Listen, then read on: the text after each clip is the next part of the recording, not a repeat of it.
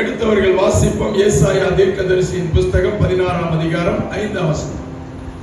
ஏசாயா தீர்க்கதரிசியின் புஸ்தகம் 16ஆம் அதிகாரம் 5ஆம் வசனம். கிருபையினாலே சிங்காசனம் ஸ்தாபிக்கப்படும். நியாயம் விசாரித்து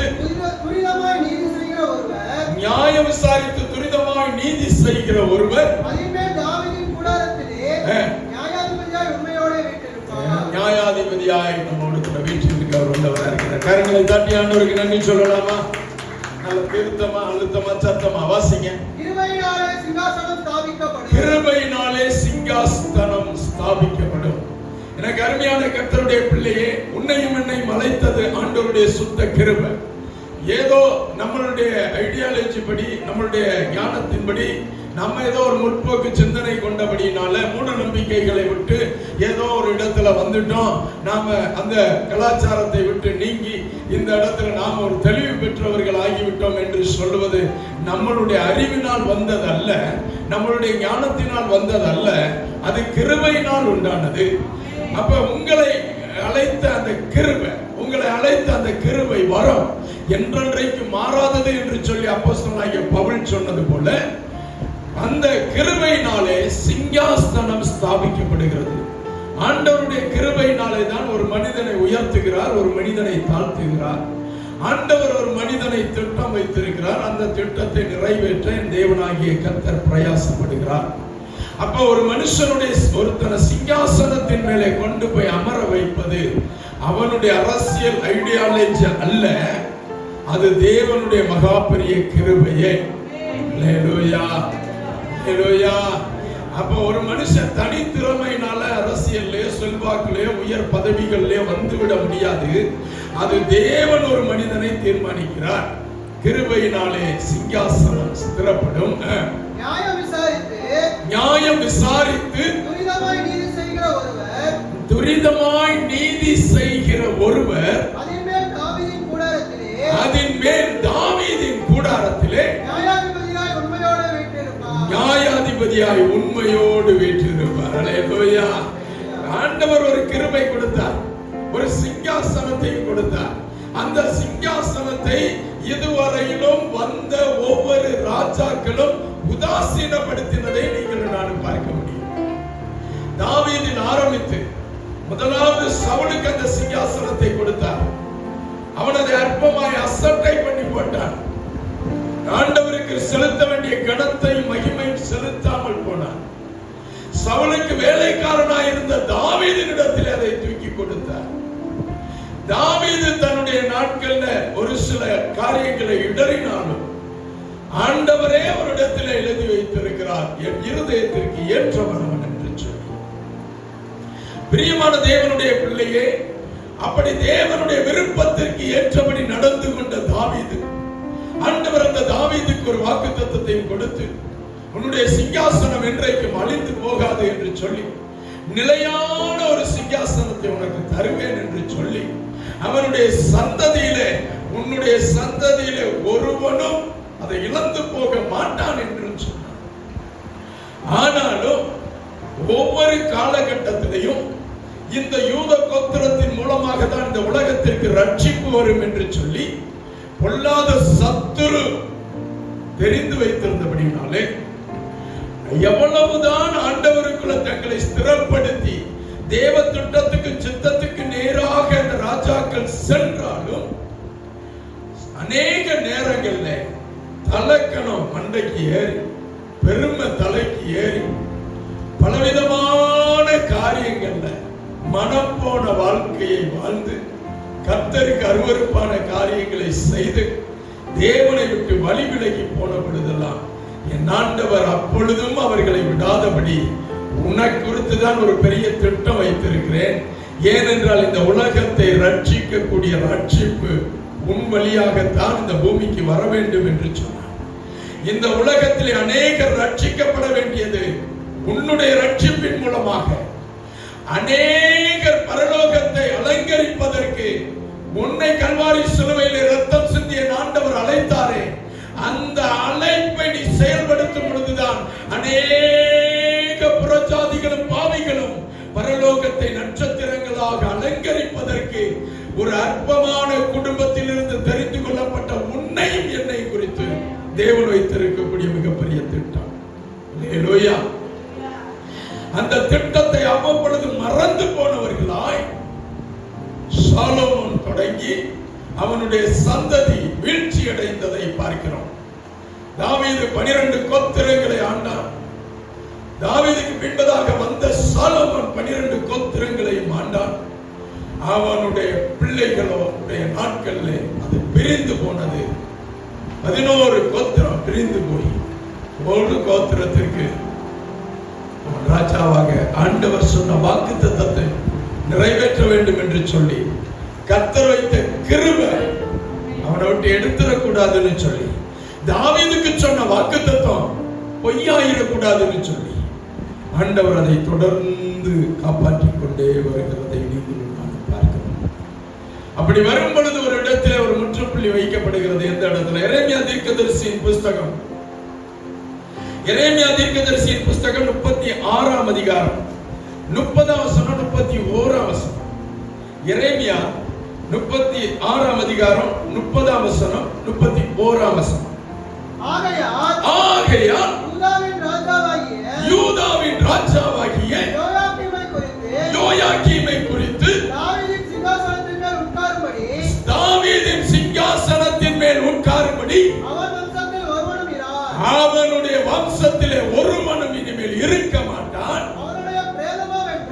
அவனுடைய பிரேதமோ என்றால் பகலின் உஷ்ணத்துக்கும்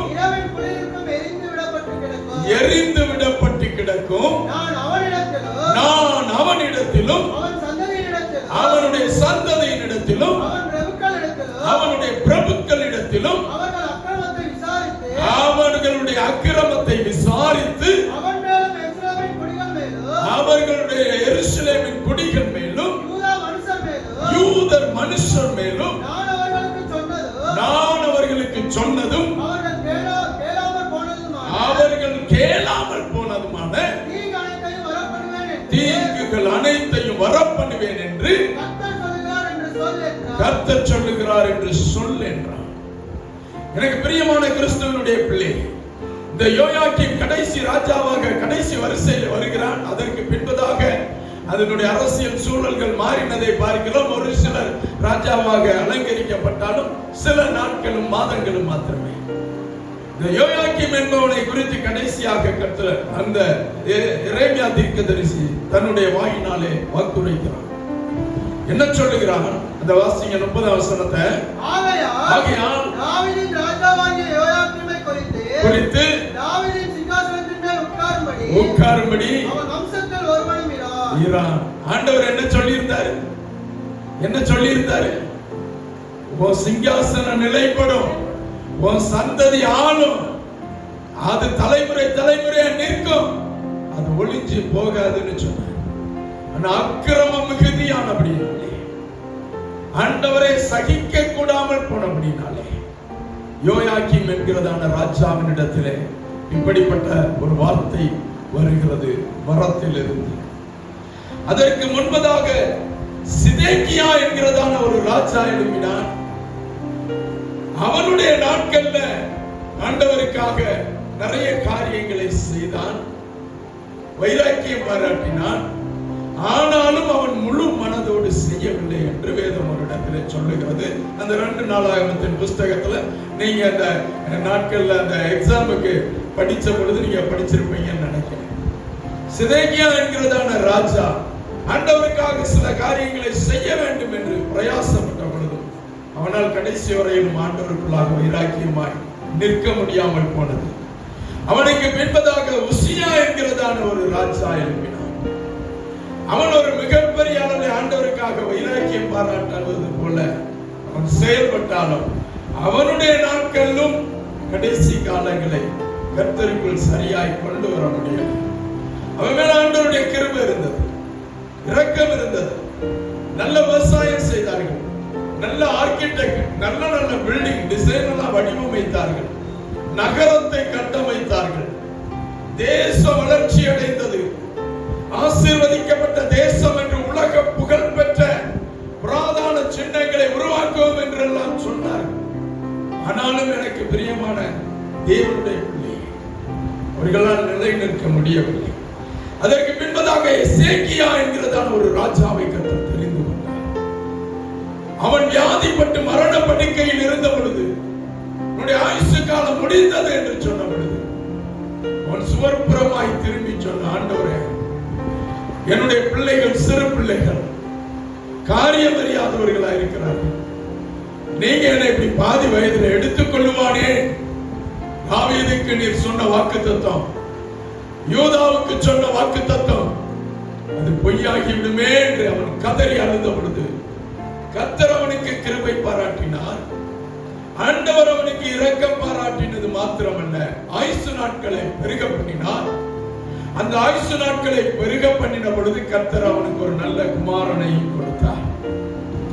கர்த்தர் அவனை ஆசீர்வதித்த பொழுது, ஆண்டவர் அவனுக்கு விடுதலை தந்த பொழுது, ஆண்டவர் அவன் ஆயுசு நாட்களை பெருக பண்ணின பொழுது, அவன் வாழ்க்கையில ஒரு சிறு செழிப்பை கண்ட பொழுது, பாபிலோனில் இருந்து வந்த நலம் விசாரிப்பதற்காக வந்த ஒரு சிலரை கூட்டிக் கொண்டு போய் அரண்மனை முழுவதும் சுற்றி காண்பித்தார். காரணம் என்ன? கொஞ்சம் காசு வந்த உடனே பெருமை தலைக்கு ஏறி உட்கார்ந்துக்கிடுச்சு. கொஞ்சம் ஒரு பொருள் வாங்கின உடனே பெருமை தலைக்கு மேல ஏறி உட்கார்ந்துக்கிடுச்சு. கொஞ்சம் ஒரு வாகனம் வாங்கின உடனே பெருமை தலைக்கு மேல ஏறி உட்கார்ந்துக்கிடுச்சு. சாட்சிதான் சொன்னான், சாட்சிதான் சொன்னான், என்னுடைய ஆயுசு காலம் அவ்வளவுதான், முடிஞ்சிச்சு, கேன்சர் வியாதி, செத்துருவேன்னு சொன்னாங்க. அதை காப்பாற்றுவதற்கு மருந்தே இல்லைன்னு சொன்னாங்க. ஆனாலும் ஆண்டவருடைய சமூகத்துல நான் அழுது கண்ணீர் வடிச்சேன். அதற்கு முன்பதாக அந்த அத்திப்பழம் இங்கதான் இருந்துச்சு. அதற்கு முன்பதாக அந்த வைத்தியம் எனக்கு தெரியும். எல்லாம் போட்டான், சுகமாகல. ஆனா ஆண்டவர் இறக்கம் வைத்த பொழுது அந்த அத்திப்பழை அடையை கொண்டு வந்து போட்டாங்க. அற்புத சுகம் எனக்கு கிடைத்து விட்டது. கரங்களை தட்டி ஆண்டவருக்கு நன்றி சொல்றேன். அதுக்கு முன்னாடி அதே மாத்திரையை தான் சாப்பிட்டேன், தீரல. ஆனா ஆண்டவர் என் மேல ஒரு கிருபை வச்சிருந்தார்ல, அப்போ ஒரு 50 பைசாக்கு மாத்திரை வாங்கி போட்டேன். அது உடனே சுகமாயிருச்சு. மாத்திரையால சுகமாச்சா? இல்ல, ஆண்டவர் என் மேல வச்ச கிருபை அந்த மாத்திரை எனக்கு சப்போர்ட் பண்ணிச்சு. எத்தனை பேருக்கு புரிஞ்சிச்சு? மனுஷனால் கூடாததெல்லாம் தேவனால் கூடும் என்று சொல்லி நான் அதிலிருந்து விசுவாசித்தேன். அல்லேலூயா, அல்லேலூயா. ஆமா, சாட்சிதான் சொல்றான். ஆண்டவர் தான் என்னை விடுதலை ஆக்கினாரு, ஆண்டவர் தான் எனக்கு சுகமாக்கினாரு, ஆண்டவர் தான் அற்புதம் பண்ணினாரு. நல்ல சாட்சி தான். ஆனாலும் அவனுக்குள்ளாக இருந்த மென்டிமை, அவனுக்குள்ளாக இருந்த தலக்கணம், அவனுக்குள்ளாக இருந்த நான் எவ்வளவு பெரிய பணக்காரன் தெரியுமா என்கிறதான ஒரு பெருமை, பெருமையுள்ளவர்களுக்கோ கர்த்தர் எதிர்த்து நிற்கிறார். தாழ்மையுள்ளவர்களுக்கோ கர்த்தர் கிருபை பாராட்டுகிறார்.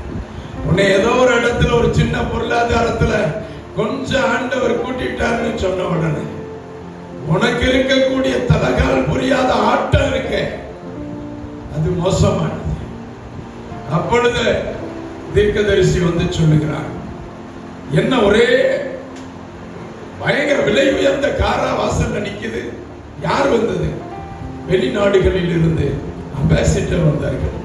அவர்கள் எல்லாம் வந்து, அந்த தூதுவர்கள் வந்து இந்த நாட்டையும் பார்த்துட்டு என்னை நலம் விசாரிச்சுட்டு போறதுக்காக வந்தாங்க. ஆண்டவர் அற்புதம் செய்தார் என்று சொல்லி உலகம் முழுவதும் பிரசித்த பெற்றுச்சு. அதனால வந்தாங்க. நானும் சாட்சி சொன்னேன். அவன் கேட்டான், எதெல்லாம் காமிச்சேன்? அருவாமனையில இருந்து, ஆப்பக்கம்புல இருந்து, 1/2 கிராம் தோடுல இருந்து, மூக்குத்தியில இருந்து, மெட்டியில இருந்து, இவ்வளோ பெரிய தொப்பைய வச்சுட்டு சுத்தி போடுகிற ஒட்டியான வரைக்கும் எல்லாம் திறந்து காமிச்சிட்டேன். அல்லேலூயா. எல்லாத்தையும் காமிச்ச, தப்பு இல்லை. அவர்கள் யாருன்னு தெரியுமா உனக்கு? தெரியாது. யாருன்னே தெரியாம கிறிஸ்துவுக்கு விரோதமாய் நிற்கக்கூடிய ஒரு கூட்டத்தான இடத்துல போய் நீ கிறிஸ்துவனுடைய அன்பை பத்தி சாட்சி சொல்றேன்னு சொல்லிட்டு அவன்கிட்ட போய் தசம பாகத்தை குறிச்சு நீ சொன்னா அவனுக்கு புரியாது. அவனுக்கு போய் நீ ஆண்டவருடைய அற்புத சுகத்தை பத்தி சொன்னா அவனுக்கு புரியாது. அவனுக்கு அதிகாலையில ஆண்டவரை தேடுனா கண்டடைவோன்னு சொன்னா புரியாது. அவனுக்கு போய் நாங்க உபவாசம் பண்ணி ஜெபம் பண்றோம்னு சொன்னா புரியாது. அவனுக்காக அவன்கிட்ட போய் நாங்க தேசத்துக்காக காலையில 5 மணிக்கெல்லாம் போய் என் தேசத்தை நீ காப்பாற்றும் ஆண்டவரேன்னு சொல்லி கதறி அழுகிறோன்னு சொன்னா புரியாது. அவன் என்ன நினைப்பான், இந்த தேசம் ஆண்டவரே பாவ பழக்க வழக்கங்கள்ல இருந்து மீண்டு ரட்சிக்கப்படட்டும்னு சொல்லி நாங்க ஜெபம் பண்ணணும் அப்படின்னு நீ சொன்னா அவன் என்ன சொல்லுவானா, இந்த நாட்டுல இருக்கிற எல்லாரையும் மதம் மாறணும்னு சொல்லி ஜெபம் பண்றாங்கன்னு சொல்லுவான். அது அல்ல அது நோக்கம். குடிகாரனா இருக்கிறவன் குடிக்க வேண்டாம் ஆண்டவரே, விபச்சாரம் பண்ணக்கூடிய கூட்டம் விபச்சாரம் பண்ண வேண்டாம் ஆண்டவரே, தினந்தோறும் கொலையினாலும் கொள்ளையினாலும் என் தேச ரத்த பலிகளால் நிறையுது அப்பா, அந்த சாபத்தில் இருந்து என் தேசத்தை விடுதலையாக்குங்க ஆண்டவரேன்னு நீ கதற கண்ணீரோட வேலை அவனுக்கு தெரியாது. நீ சாட்சி சொல்றதா இருந்தாலும் யார் என்றதை உணர்ந்து சொல்லணும்னு சொல்லி என் தேவனாகிய கர்த்தர் எசேக்கியாவுக்கு எச்சரித்தார். அவன் உடனே சொன்னா, திரும்ப ஒரு ஜெபம், இது என் காலத்துல நடக்காம என் பிள்ளைங்க காலத்துல நடக்கும்னு சொன்னீங்களே, அது வரைக்கும் நன்றி ஆண்டவரே. அல்லேலூயா. நீ நல்ல சாட்சியை காத்துக்கொண்டா ஏன் அவனுடைய சந்ததி நாசமாகும்? நீ நல்ல சாட்சியை காத்துக்கிட்ட ஏன் உன் சந்ததி விழணும்? நீ உன் சாட்சியை காத்துக்கணும். உன் சந்ததிக்கு சாபத்தை தேடி வைக்காத, உன் சந்ததிக்கு ஆசீர்வாதத்தை தேடி வை. எசேக்கியா நல்ல மனுஷன், தேவ மனுஷன், தேவ ஆலோசனை பெற்றவன். அவனுடைய ஜபத்திற்காக பரலோகமே இறங்கி வந்து அவனுக்கு ஆயுசு நாட்களை பெருக பண்ணி கொடுத்தது. அப்படி இருந்தோம் தேவனுடைய திட்டத்தை அறியாமல் சித்தத்தை அறியாமல் ஏதோ ஒரு காரியத்தில் அவன் உணராதபடி செயல்பட்டபடினாலே அவனுடைய சந்ததியின் மீது அது வந்து விழுந்தது. மனாசே அவனுக்கு பின்பதாக ராஜாவான அவனுடைய நாட்களிலும் அது பெரிதாக ஒன்றும் செயல்படவில்லை. ஒரு மிகப்பெரிய வீழ்ச்சியை, மிகப்பெரிய அழிவையும் நீங்க அந்த நாளாகமத்தின் புஸ்தகத்திலே வாசிக்க முடியும்.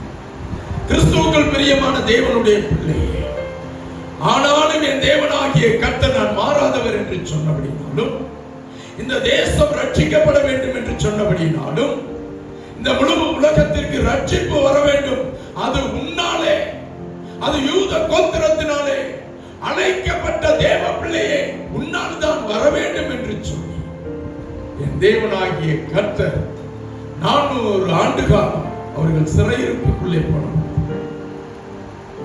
ஒரு 400 வருஷம் இருண்ட காலமாய் போனபொழுது, ஒரு 300 ஆண்டுகளுக்கு மேலாக இஸ்ரவேல் 200 வருஷம் சிறைப்பட்டு போனது. யூதா 70 வருஷம் சிறைப்பட்டு போனது. அநேக வருடங்கள் ஆண்டவர் இடைப்படவே இல்லை. தீர்க்கதரிசிகள் எழும்பல, ராஜாக்கள் இல்ல, ராஜ்யங்கள் இல்ல, யூத கோத்திரம் ஒன்று இருக்கா இல்லையானே தெரியல, யூதாவின் மக்கள் எங்க இருக்கான்னு தெரியல, எல்லாம் சிதறடிக்கப்பட்டு போய்விட்டார்கள், எல்லாம் சிதறடிக்கப்பட்டு போய்விட்டார்கள். இந்த யூத கோத்திரத்தை அழிப்பதற்கு ஹிட்லருடைய நாட்கள்ல 1 லட்சம் யூதர்களை ஒரு நல்ல விளையாட்டு மைதானத்துல தலை வெட்டுகிறதற்கு ஒரு மிஷனை செஞ்சு யூதர்களை மாத்திரம் பிடித்து தலையை மாத்திரம் வெட்டி அந்த கிரவுண்டுக்குள்ள போட்டான். சரித்திரம் வரலாறு சொல்லுகிறது, அந்த கிரவுண்ட்ல குதிரையினுடைய மூக்கு அளவுக்கு மனித ரத்தம் இருந்தது என்று சொல்லி. பிரியமான தேவனுடைய பிள்ளையே, இந்த யூத கோத்திரம் என்று ஒன்று இருக்கக்கூடாது என்று கடந்த 200 ஆண்டு 300 ஆண்டுகளுக்கு முன்பதாக அல்ல, ஆதியில் இருந்தே அது குறிவைக்கப்பட்டது. 400 ஆண்டு காலம் இந்த யூத கோத்திரம் என்ன ஆனது என்றே தெரியல. பேசப்படல. ஆனாலும் நான் கர்த்தர், நான் மாறாதவர் என்று சொன்னாரே. என் தேவனாகிய கர்த்தருடைய வார்த்தை ஒன்னும் மண்ணிலே வெறுமையாய் விழுவது இல்லை. அவர் சொன்னதை செய்யும் அளவும் கைவிடுவதும் இல்லை. அவர் மனம் மாற மனிதனும் அல்ல. நான் கர்த்தர்.